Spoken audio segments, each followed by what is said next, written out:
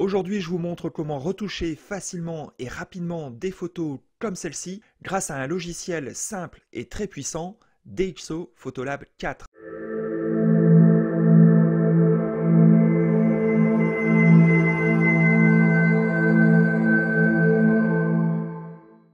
Bonjour les amis, j'espère que vous allez bien et que vous gardez toujours le moral pendant ce confinement.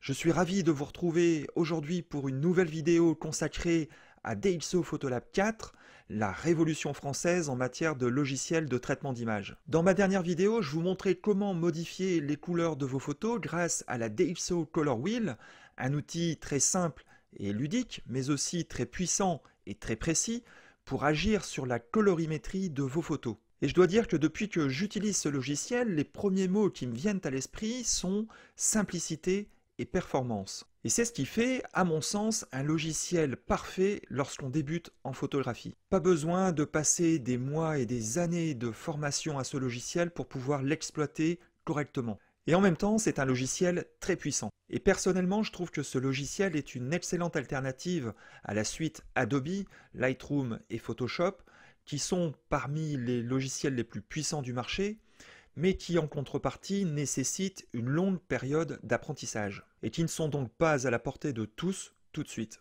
En plus, ils fonctionnent par abonnement, ce qui peut gêner certaines personnes, certains photographes, surtout ceux qui débutent, parce qu'ils n'ont pas forcément un gros volume d'images à traiter. Alors que DxO Photolab 4 s'acquiert en une seule fois, et puis après, vous êtes tranquille, libre à vous de faire les mises à jour payantes quand il y en a, selon leur utilité ou selon vos besoins. J'attire votre attention sur le fait que vous pouvez en ce moment bénéficier d'une réduction tarifaire de 30% à l'occasion de son lancement, mais dépêchez-vous si vous voulez en profiter, il ne reste plus que quelques jours. Je vous mets le lien juste en dessous de la vidéo. Bien, aujourd'hui je vais vous montrer un outil unique, génial, exclusif à DxO, qui vous permet de faire des retouches locales, des corrections locales.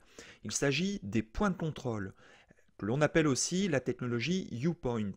C'est ce qui s'apparente au masque dans Lightroom et Photoshop, mais qui est encore plus simple à utiliser. Si je vous parle de ça, c'est parce que je me suis aperçu qu'une bonne partie des débutants parmi mes élèves n'utilisent pas les corrections locales dans les retouches de leurs photos, parce que c'est parfois complexe et aussi parce que parfois ça leur fait peur. J'ai donc décidé de vous montrer aujourd'hui comment je fais pour retoucher facilement et rapidement une image dans DxO Photolab 4. Pour illustrer tout ça, j'ai choisi une photo que j'ai faite l'année dernière en Norvège, en hiver, et qui comporte beaucoup de différences de luminosité et de contraste. Allez, c'est parti, on se retrouve de l'autre côté.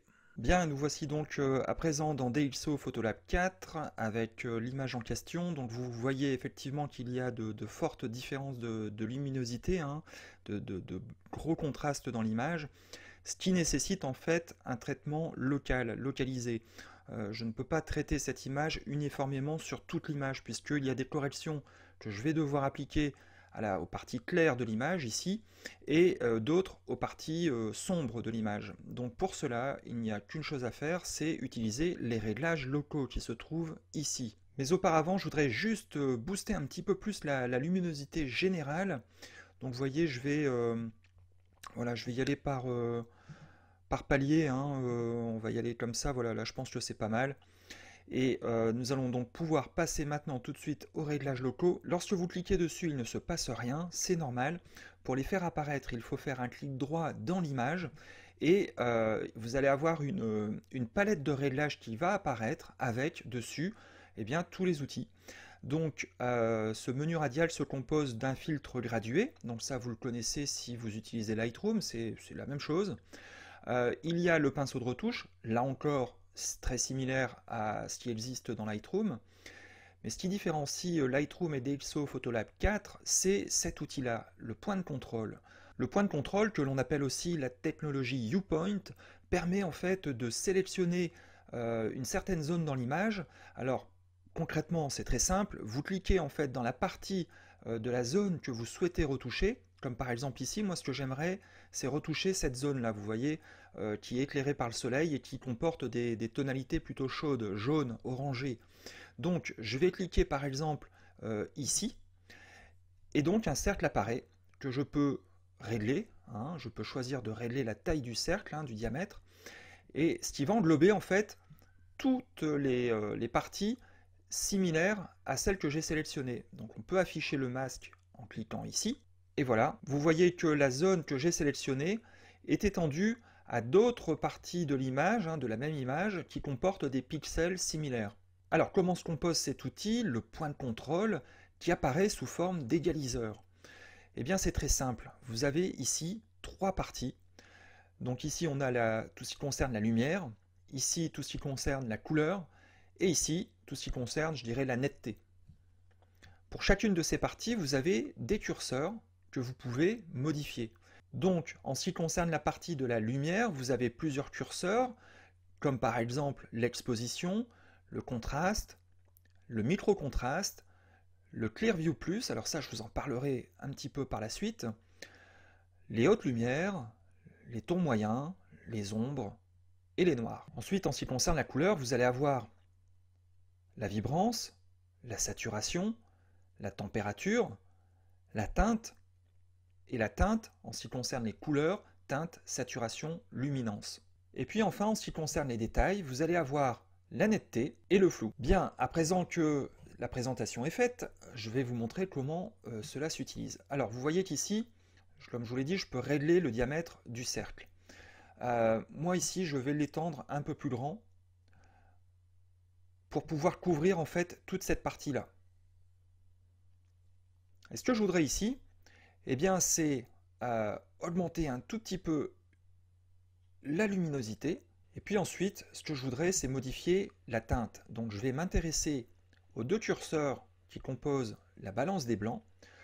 Donc ici, je vais modifier légèrement la température de cette partie-là. Vous voyez, je vais la réchauffer en fait, puisque ce sont des couleurs chaudes, les couleurs du soleil. Et je vais également modifier la teinte de ces tons-là en les tirant vers les magentas. Alors vous voyez, c'est hyper simple. À présent, ce que je voudrais faire, c'est corriger aussi quelques éléments du reste du ciel. Donc là, je vais sélectionner un nouveau point de contrôle, mais pour ça, je ne vais pas cliquer directement ici, puisque si je le fais, eh bien, tout ce que je ferai, c'est sélectionner un nouveau point de contrôle, mais qui comprendra les corrections que je viens d'effectuer. Là, vous voyez que la température vient de changer. Et moi, ce n'est pas ce que je veux faire. Ce que je veux faire, c'est un nouveau masque. Donc là, je vais cliquer sur Nouveau masque. Je vais cliquer ici. Et je vais étendre un peu la zone de sélection à, voilà, à ça. On va le déplacer légèrement. Voilà. Et ici, moi, ce que je veux faire, au contraire, c'est refroidir l'ambiance. Donc voilà. Et je vais de nouveau tirer la teinte vers les magentas. En même temps, je vais en profiter pour réduire un peu l'exposition de ce côté-là, voilà, pour accentuer encore le contraste. Donc vous voyez, c'est très très simple, c'est rapide, c'est très visuel, on voit tout de suite ce qu'on fait. Bien, continuons nos retouches locales. Alors maintenant, ce que je voudrais, c'est corriger, effectuer quelques petites corrections sur la partie inférieure de l'image, vous voyez, sous cette diagonale. Et là, pour moi, ce qui me paraît le plus indiqué, eh bien, c'est le filtre gradué. Et pour ça, eh bien, c'est très simple. De nouveau, un clic droit dans l'image et on sélectionne le filtre gradué. Et de là, je vais tirer un trait voilà, vers la zone qui m'intéresse, à peu près comme ceci. Et je vais augmenter légèrement voilà, la luminosité de cette zone-là. Je vais en profiter pour déboucher un petit peu les ombres, comme ceci. Alors, on va voir ce que ça donne sans l'égaliseur, voilà. Donc c'est pas trop mal. Maintenant, ce que je voudrais, c'est corriger un peu pareil, la tonalité, la température. Donc là, on va descendre un peu, pareil, on va refroidir légèrement l'image. Et on va la tirer aussi un peu plus vers le magenta pour qu'il y ait plus de cohérence dans l'image. Voilà. Alors maintenant, ce que je voudrais vous montrer, c'est l'outil micro-contraste qui va permettre de révéler les textures en fait de l'image, qui va permettre de révéler très subtilement tous les petits détails de l'image. Et je trouve ça très fin. Moi, j'adore tout ce qui est très précis, très subtil. Et là, pour le coup, cet outil est formidable. Donc voilà, petit coup d'œil à ce que ça donne, c'est pas mal, mais c'est pas suffisant. Ce que je voudrais maintenant, c'est corriger encore un peu plus la partie chaude de l'image. Donc je vais resélectionner un point de contrôle. Donc là, de nouveau, clic droit dans l'image, sélection du point de contrôle. Et là, je vais sélectionner une zone à peu près, voilà, à peu près ici. On va agrandir légèrement le cercle. On va afficher le masque pour voir ce que ça donne. Parfait. Et là maintenant, on va aller directement dans les couleurs. Hop, et on va booster. Voilà, ça c'est mieux là. Voilà, on arrive à quelque chose de plus sympa. On va, voilà, on va teindre encore vers le magenta. Ça me paraît pas mal du tout. Et ici, je vais utiliser maintenant l'outil Clearview Plus. Alors Clearview Plus, c'est pareil, c'est une tuerie cet outil. Moi j'adore ça. Alors à utiliser avec parcimonie aussi, hein, comme pour tout, tout est dans le dosage. Mais cet outil permet en fait de réduire le voile atmosphérique. Et donc là ici de révéler en fait les différences de nuages dans le ciel. Alors vous voyez, j'y vais très très doucement parce que c'est vraiment puissant comme outil. Mais je trouve ça fantastique. Pareil, on enlève l'égaliseur pour voir un petit peu ce que ça donne. Ça me paraît pas mal. On va regarder d'ailleurs ce que ça donne avant-après. Avant, après. Avant, après. C'est pas mal du tout. C'est pas mal du tout. On a déjà beaucoup plus de peps dans l'image. On a des belles couleurs, très subtiles. Donc vous voyez, pour corriger cette image, pas besoin d'être un expert, puisque grâce aux réglages locaux, vous pouvez corriger très subtilement et vraiment très précisément certaines parties de votre image et pas d'autres, ce qui donne vraiment un effet naturel, et tout cela sans utiliser, je dirais, l'artillerie lourde, sans utiliser l'outil TSL, hein, la Color Wheel de DxO, qu'on a vu dans la précédente vidéo. Et je trouve que les résultats sont vraiment très fins, très subtils. Alors maintenant, si on veut encore agir là-dessus, vous voyez, je pourrais sélectionner le canal jaune. Pourquoi pas sélectionner ici avec l'outil pipette les choses à corriger et puis renforcer encore un peu la saturation par exemple, hein, puisque là c'est très lumineux. Je pourrais réduire aussi la luminosité, vous voyez, ça peut être aussi très joli. Voilà, donc vous avez compris le principe, hein, c'est très simple, très ludique, vous voyez, avec la Color Wheel ou alors avec les réglages locaux et le point de contrôle, hein, c'est surtout cet outil-là que je voulais vous montrer. C'est très très simple, hein, grâce à cet égaliseur qui vous permet de corriger en quelques poignées de secondes ou quelques minutes eh bien, votre image.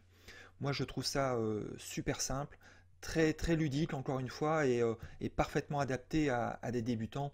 Et c'est ça l'utilité d'un tel logiciel pour moi, c'est de rendre accessible des corrections à la priori complexes, très simples à n'importe qui. Voilà, j'espère que vous avez aimé cette vidéo et qu'elle vous aidera à mieux retoucher vos photos, qu'elle vous aidera à créer, à produire de plus belles images, plus intenses et qui attirent le regard. Si vous n'utilisez pas DxO Photolab 4, eh bien testez-le, c'est gratuit pendant 30 jours. Et surtout, n'oubliez pas de profiter de la réduction tarifaire de 30% pendant qu'il en est encore temps, à l'occasion de son lancement. Je vous mets le lien juste en dessous de cette vidéo. Voilà, je vous souhaite bon courage pour la suite, je vous souhaite de bien vous amuser avec ce logiciel, et je vous dis à bientôt pour une nouvelle vidéo, un nouvel article. À bientôt. Ciao.